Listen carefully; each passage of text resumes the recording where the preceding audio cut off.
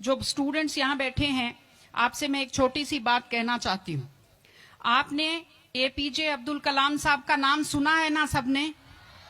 हाँ, कलाम साहब ने एक बात कही थी कि in the very old times the world was driven by the muscle power, after that it was driven by money power, and now it is being driven by the power of knowledge.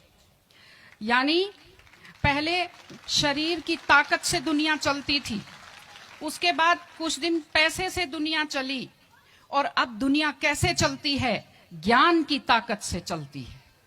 आज America और रूस, France क्यों हमसे आगे हैं?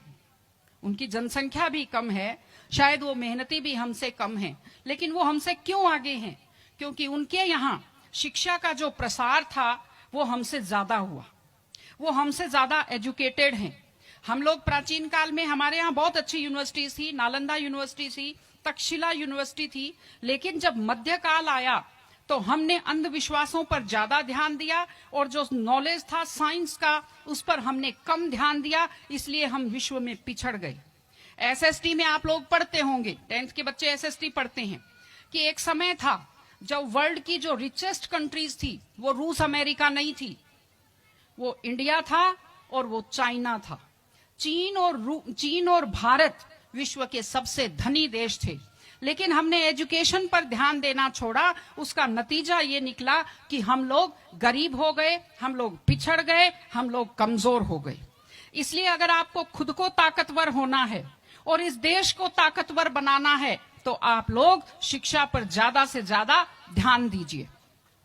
हमारी बेटियां यहां बैठी हुई हैं, आप लोग बहुत खुश किस्मत हैं, आपकी किस्मत अच्छी है कि आपने इस जमाने में जन्म लिया है जब लड़कियों को स्कूल भेजा जाता है, जब लड़कियां बराबरी के अधिकार के साथ आत्मसम्मान से जिंदगी जी सकती हैं।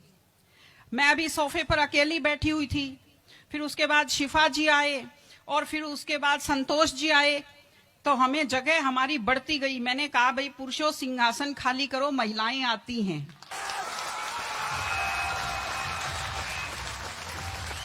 तो आप लोग बहुत खुशकिस्मत हैं। आपकी दादी नानी कितना मेहनत करती थी, सांस नहीं ले पाती थी खुलकर, घूंघट से चेहरा ढककर रखना पड़ता था, जोर से बोल नहीं पाती थी, कानाफूसी में बात करती थी, और आप कितने सम्मान के साथ अपना बैग लेकर के पूरे विश्वास से आप स्कूल आते हो। बहुत खुशकिस्मती की आपके लिए बात है, आपको इसका फायदा उठाना चाहिए। आपको कोशिश करनी चाहिए कि आप एक मजबूत नारी बने, और आपसे मैं कहना चाहती हूं कि आपके ऊपर बहुत विश्वास करते हैं, आपके पेरेंट्स आपको घर से बाहर भेजते हैं, अपने माता पिता को हमेशा अपने मन में रखिए। दूसरी चीज आप बच्चों से जो कहना चाहती हूँ, आजकल क्या है, पहले तो घर में बहुत सारे बच्चे होते थे, संयुक्त परिवार होता था, चलते ही कोई सिर में थप्पड़ मार देता था, बच्चों को बुरा नहीं लगता था, टीचर्स की मार खाते रहते थे, हंसते रहते थे। आजकल 1-2 बच्चे होते हैं घर में, बच्चे बहुत सेंसिटिव होते हैं। आप लोगों को जब आपके माता पिता टोकते हैं, आपके टीचर्स टोकते हैं, आपको बुरा लगता है। आपको बुरा नहीं लगना चाहिए, क्योंकि ये वो लोग हैं जो आपकी चिंता करते हैं। मैं आपको एक छोटा सा किस्सा सुनाऊंगी। एक गाय जंगल में चल रही थी, अचानक उसने देखा एक बाघ पीछे दौड़ा। गाय भी भागी जान बचाने के लिए, सामने दलदल था, वो दलदल में थोड़ा चली, वो दलदल में फंस गई। बाघ भी पीछा करता हुआ आया, वो भी दलदल में फंस गया, लेकिन गाय से थोड़ी दूरी पर था, चल नहीं पाया। तो गाय हंसी और उसने बाघ से कहा, बाघ तू तो गया, तू मरेगा। तो बाघ ने कहा, तुम क्या हंस रही हो, तुम भी तो मरोगी दलदल में। उसने कहा, मैं नहीं मरूंगी, देखना। शाम को जब मालिक ने देखा गाय नहीं आई, वो 2-4 लोगों को लेकर आया। जब देखा गाय दलदल में फंसी हुई है, वो रस्से लाया, लकड़ी लाया और गाय को निकालकर बाहर किया। तो गाय ने बाघ को कहा, बाघ तुझे कोई नहीं निकालेगा, मैंने कहा था ना, जिसको संभालने वाले होते हैं वो दलदल में फंसकर नहीं मरता। आपके जो टीचर्स हैं, आपके टीचर्स और आपके पेरेंट्स आपको संभालने वाले हैं। अगर आप उनकी बात मानेंगे, आप डांट के पीछे छुपी हुई उनकी चिंता को आप समझेंगे तो आप बुराइयों के और गलतियों के दलदल में कभी नहीं फंसेंगे।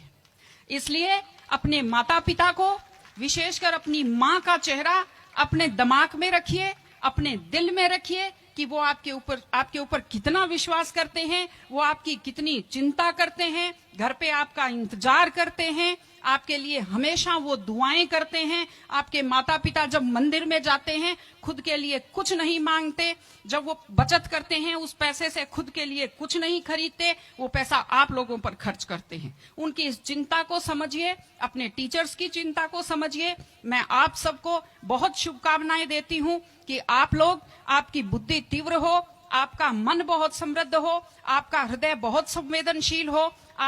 मैं स्कूल को मैं बहुत बहुत शुभकामनाएं देती हूं। टीचर से अपील करती हूं कि व्यक्ति केवल शरीर और दिमाग नहीं होता, एक मन होता है, एक आत्मा होती है।